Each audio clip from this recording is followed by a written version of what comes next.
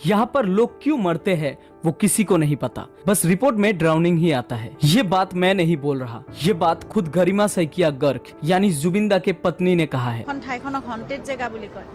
তেনেকুৱা এখন ঠাই আৰু সেই সাগৰৰ পানীখিনিত কিবা এটা আছে। তাত আগতেও বহুত ঘটনা হৈছে আৰু তাত কি কাৰণে মানুহ এনেকে ডুবি যায়, হেৰাই যায়, মৃত্যু হয়, তাৰ কোনো কাৰণ নোলায়। সদায় ড্ৰাউনিং বুলি এটা ৰিপৰ্ট আহে। গতিকে তেনেকুৱা এখন মিষ্টেৰিয়াছ জেগালৈ জুবিনক কিয় নিব লগা হৈছিল? जब मैंने इस आइलैंड के बारे में रिसर्च किया तो इसके पीछे की कहानी सुनकर मेरे होश उड़ गए। पता नहीं वो कौन सी अदृश्य शक्ति है। यह जो भी मरता है उसके रिपोर्ट में बस ड्राउनिंग ही आता है। 44 एज की एक आदमी जो स्विमिंग करते करते अचानक से गायब हो जाता है और उसकी मृत शरीर 3 दिन बाद लेजरस आइलैंड में मिलता है और इसको भी ड्राउनिंग डिक्लेयर कर दिया गया। ये लेजरस आइलैंड पहले कब्रिस्तान था। 2016 में सिंगापुर गवर्नमेंट ने इस आइलैंड में रहने से रोक लगा दी थी और लास्ट जो फैमिली बचा था उसको भी सिंगापुर में लाया गया। 1819 में जब ब्रिटिश गवर्नमेंट सिंगापुर आए थे तब ये आइलैंड डिस्कवर्ड हुआ था और तब यहाँ पर ब्रिटिश द्वारा एक गेम खेला गया था और ये गेम कोई नॉर्मल गेम नहीं था।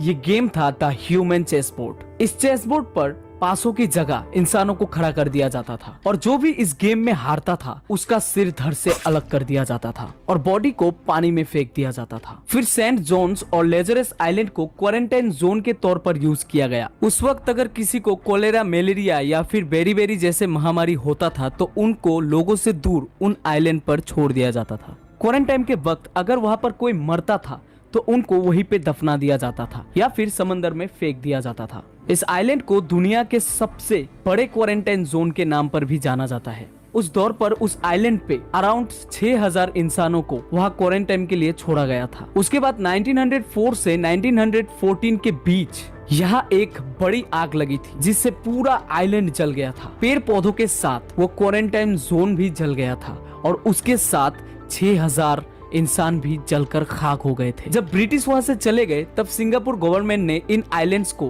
अपने अधिकार में ले ली और वहाँ पर फिर से एक रिहैबिलिटेशन सेंटर खोल दी। 1950 से 1958 के अंदर इस सेंटर को खोला गया था क्योंकि तब सिंगापुर में बहुत लोग अफीम के एडिक्टेड थे। नशा कर करके जब लोग पागल हो जाते थे या फिर बीमार पड़ जाते थे तब उनको यहाँ पर लाकर ट्रीटमेंट के लिए छोड़ दिया जाता था। यहाँ भी बहुत लोग मर गए और उनको या तो दफना दिया गया या फिर सागर में फेंक दिया गया। बहुत सारे लोगों ने इस आइलैंड को 1960 में छोड़ दिया था और 2016 में इस आइलैंड को पूरी तरह खाली कर दिया गया था। फिर बाद में सिंगापुर गवर्नमेंट ने इन आइलैंड्स को एक टूरिस्ट प्लेस के तौर पर यूज करना शुरू कर दिया। टूरिस्टर्स का कहना है कि यहाँ पर किसी महिला की पायल की आवाज सुनाई देती है। शाम होते ही कई बच्चों के रोने की आवाज सुनाई देती है। खाली फील्ड्स पर ऐसा फील होता है जैसे कोई जूता पहनकर चल रहा हो। इस आइलैंड का सबसे पहला नाम रखा गया था पोलाओ साकीजांग बैंड्रा। फिर अभी रिसेंटली गूगल मैप्स पर इसका नाम जुबिन गर्ग आइलैंड रख दिया गया। लेकिन सवाल अब ये उठता है कि इंटरनेट पर बहुत सारे ऐसे वीडियोस आपको मिल जाएंगे, ऐसे फोटोज आपको मिल जाएंगे जिससे ये साफ साफ पता चल जाता है कि ये आइलैंड हॉन्टेड है। क्या ये बात क्रू मेंबर्स को पता नहीं था? और अगर पता था तो क्यों वो लोग जुबिन दा को ऐसे श्रापित आइलैंड में लेके गए थे?